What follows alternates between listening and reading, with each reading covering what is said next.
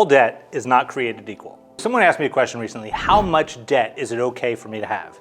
Well, my name is Edward Collins and I'm going to tell you. If you look at debt, there are really two major qualities of debt. One is debt that's associated with consumer-oriented expenditures. Anything you buy at the store for yourself. That is what I would consider consumer-oriented debt. And if the question was asked of me how much consumer-oriented debt I should have, the answer, none. This is where all the Dave Ramsey fans get really excited because I'm in the perfect alignment with what he says. Don't have any debt. But again, talking about just consumer debt, it's horrible for a number of reasons. One, item that you're purchasing with debt is something that depreciates in value the immediate moment that you buy it. Let me give you an example. If I go to the store and I buy a large screen television, let's say it's a 50, 60, 70 inch, 80 inch TV. As soon as I buy it, I spend the thousands of dollars on it, and let's say I put that on a credit card. The moment I take that item out of the store, it's no longer worth what I just paid for it. Now, some stores will give me a return policy. Let's say if the box is unopened. But if I open it, and I put that item on the wall, if it's operating correctly and I want to then take it off a month later, take it back to the store, they're not going to give me what I paid for it. The asset that I purchase is not really an asset. It is a consumer item.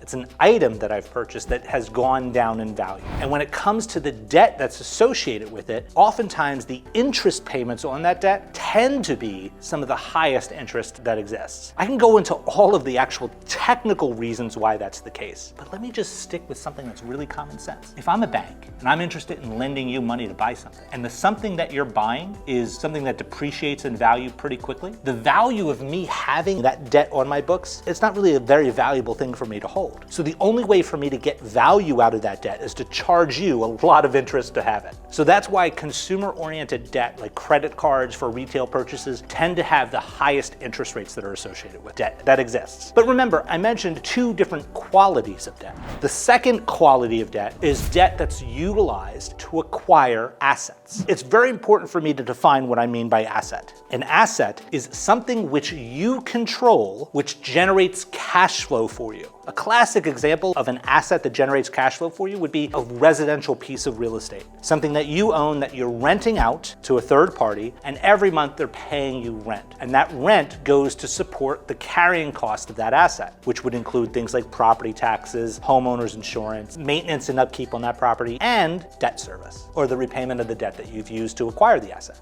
So consumer debt, again, according to Edward Collins, very, very bad. Debt associated with the acquisition of assets, you want to actually get as much debt as you can reasonably maintain going forward. Shouldn't be afraid of it. This is where I and Dave Ramsey diverge. Bye, have a great time. Consumer debt, very, very bad. You shouldn't have any of it. In fact, try to pay off all your consumer debt as quickly as possible. I often recommend that you use what I refer to as a waterfall approach, which means if you have a certain pool of money every month that you can commit towards debt service, you essentially pay the minimum amount on all the cards up until the one that has the highest interest rate, and you then put all of the balance towards that particular payment to get rid of that one as quickly as possible. And then once that one is gone, you then do the same thing the next month. You pay all the minimum required payments for all the lower interest rate cards till you get to the top one, and then you put all of the surplus towards that until that one's paid off. And you use that waterfall approach to quickly reduce the amount of debt service that you have in force for consumer-related items. On the other end of the spectrum, if you're able to reasonably receive debt that you can use to leverage the acquisition of assets, you want to try to get as much of that as the banks will reasonably give you. And the reason for that is because you're using other people's money in order to create cash flow for you. And there's a lot of other nuance with regard to value that's associated with debt and being able to take debt against assets going down the road. Remember that any type of loans you receive are not taxable events to you. If you're getting a mortgage, let's say you take out a $400,000 mortgage to acquire a $500,000 quadplex, you're using the bank's money, $400,000, to acquire an asset that's worth $500,000 and will generate cash flow based on the total value of that asset. So even though you contributed just 1/5 of that cost, you get to benefit from the entirety of the value that asset creates. That's leverage. And you want to do that as much as you possibly can, because leverage is not a bad word. In fact, it's a word that has resulted in true generational wealth creation for so many millions of people across the world. If you're interested in learning more about debt and figuring out how to master leverage, be sure to follow us and stay tuned for future videos here in this platform. And don't forget to jump into our ecosystem at Up Level Entrepreneur. We share a lot, and we can't wait to see you on the inside. Bye for now.